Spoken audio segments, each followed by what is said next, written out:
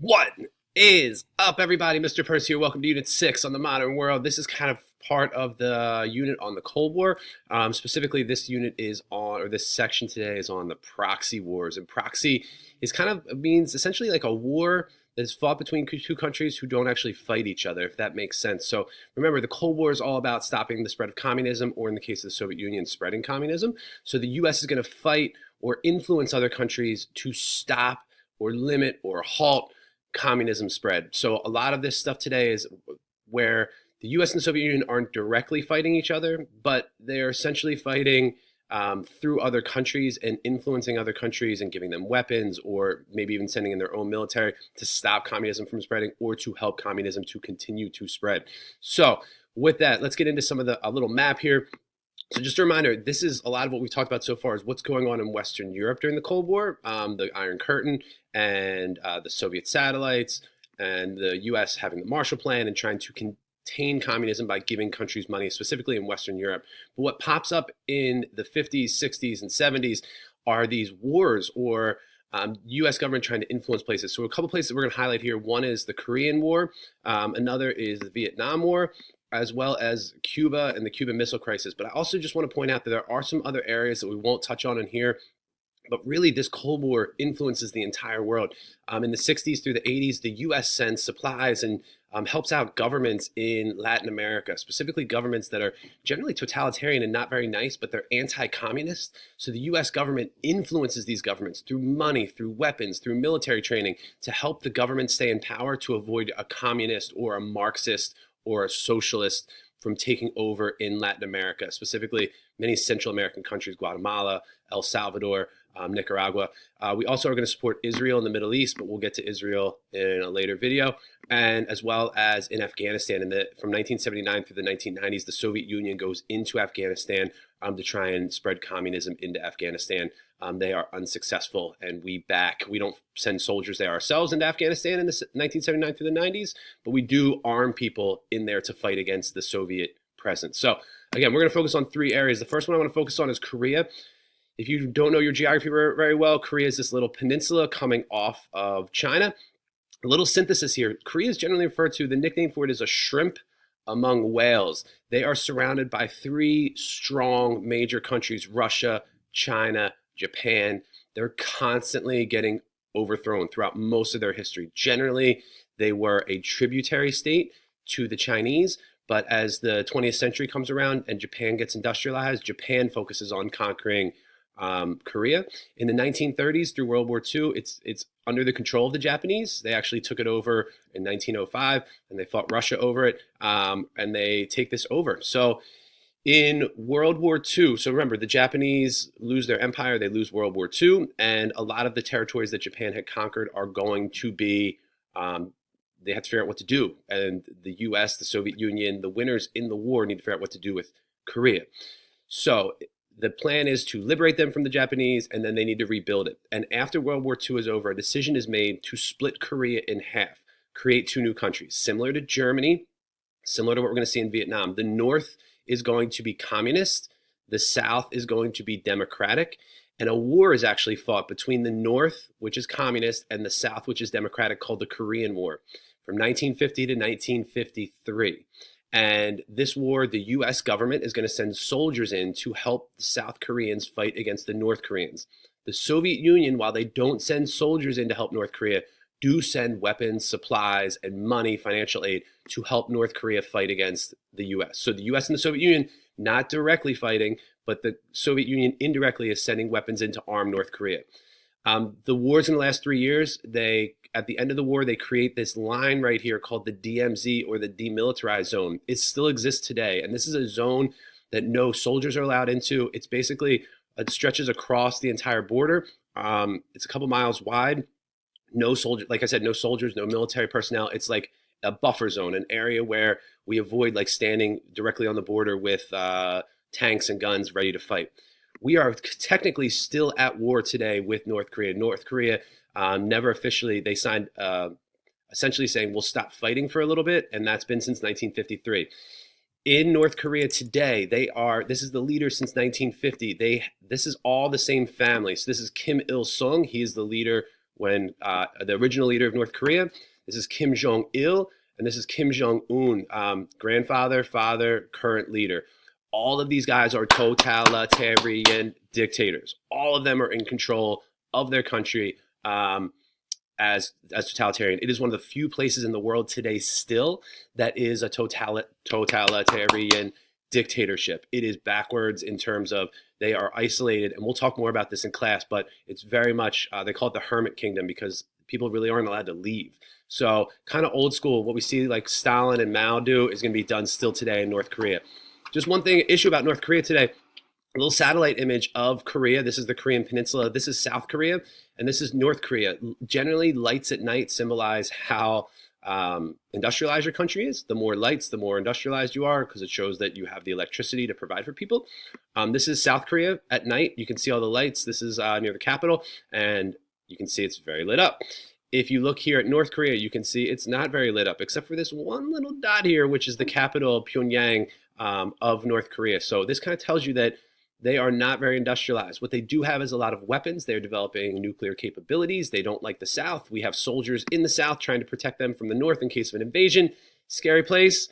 If a World War III happens, this is the spot. We'll talk more about it in class, but quick little overview. The second place that is going to be a proxy war or hotspot is in Vietnam. And a little synthesis on Vietnam. During imperialism, this area of Southeast Asia. So this is China right here, just to get your bearings down. India would be over here. This is Southeast Asia, part of Southeast Asia. During imperialism in the 1800s, the French came in. They conquered this. They call it Indochina, basically below China. During World War II, or before World War II, the Japanese are trying to create their empire. They kick the French out of Indochina. World War II ends. The Japanese, again, this is synthesis. The Japanese are removed from power, their empire is dismantled, and we've got to figure out what to do with Vietnam. The French want to come back in again. So they imperialized it, the Japanese come in, and then the French say, we want to come back in and take this over again. But the Vietnamese people really aren't down with that. There's a lot of nationalism on the rise after World War II, people who want to have their independence from imperialism from the 1800s. And the Vietnamese nationalist leader is this guy, Ho Chi Minh. This is kind of the famous image of him. This is what he looked like when he was the leader of Vietnam.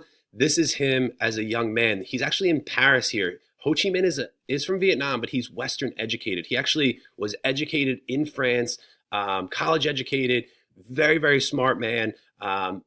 He is going to, in France, you can imagine, he's going to learn about the Enlightenment, about democracy, about freedom and liberty, and all those Enlightenment ideas that France has brought forth in their democracy in their country. He goes to the Treaty of Versailles and World War I, and he says, hey guys, like, you're talking about all this like equality and stuff and like creating new countries, like we Vietnamese people should get our independence. And pretty much at the Treaty of Versailles, the French and the British and the US kind of laugh at him. And they're like, little man, just go back to Vietnam. So when he goes back to Vietnam, he says, forget about democracy. It's not working. These Western countries who say they're for democracy are kind of a total fakes, basically. I'm going to turn to communism. So because of this unfair treatment, this is the reason why he turns to communist ideas. And after World War II, and the French are out and the Japanese are out, he tries to get power in Vietnam.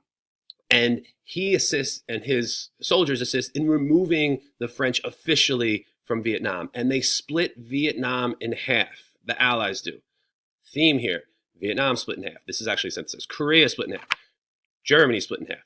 And we're going to split it at what's called the 17th parallel. North Vietnam is going to be communist, just like North Korea was communist. South Vietnam is going to become democratic. Ho Chi Minh leads the North, and pretty much a puppet president of the United States. So the U.S. kind of puts this guy into power. He's not very well liked.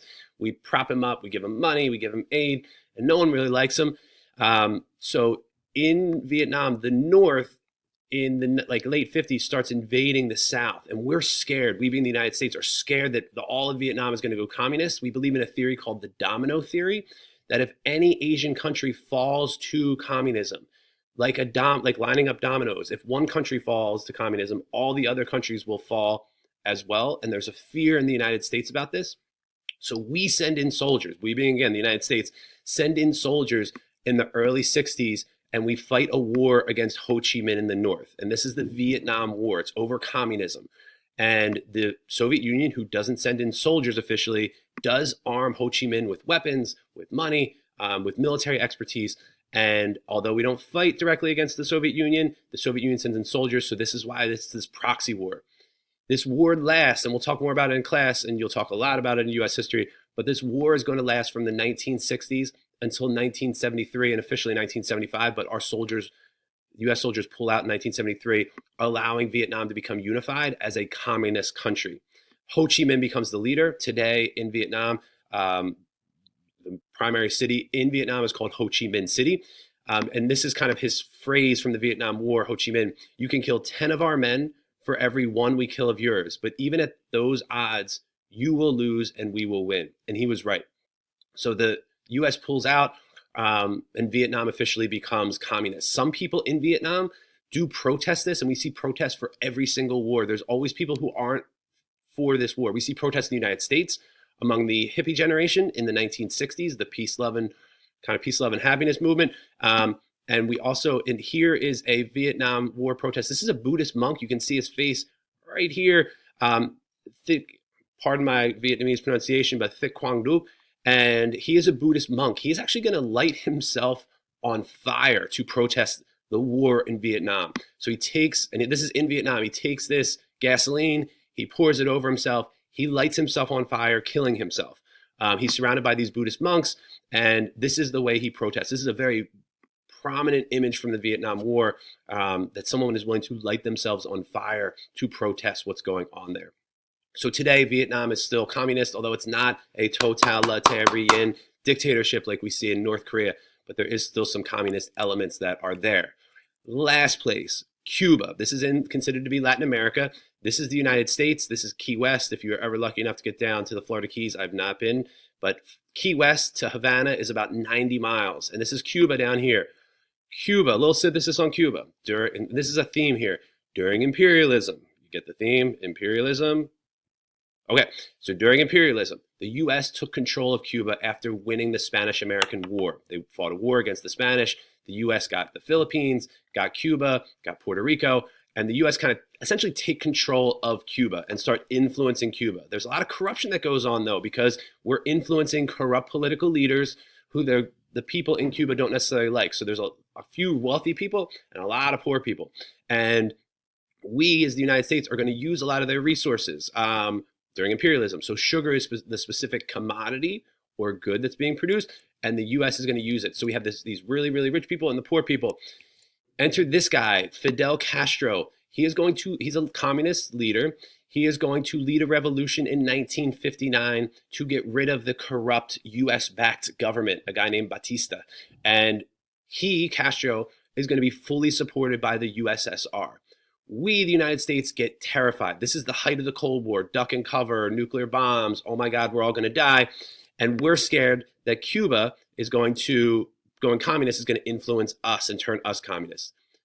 Two things that happen. One, the U.S. government tries an invasion called the Bay of Pigs. We train Cuban Americans who fled during the revolution we sneak them back into Cuba and hope that they can overthrow Castro. Our plan is discovered. The guys that we sneak back into the country are immediately captured by the Cubans and arrested. Total failure. And the other thing that happens is in 1962, the Soviet Union sneaks nuclear weapons into Cuba. Oh my God, we're all going to die. And the weapons are going to be pointed at the United States. It's only 90 miles. It's easy that the ballistic missiles could hit Miami. So everyone's freaking out. And at the last minute before World War III and nuclear holocaust and oh my God, we're all going to die happens, the president at the time, John F. Kennedy, strikes a deal with the Soviet premier or the Soviet leader, Nikita Khrushchev. They make an agreement with each other that Cuba will pull their weapons out, or Soviet Union will pull the nukes out of Cuba if the U.S. promises never to invade Cuba again.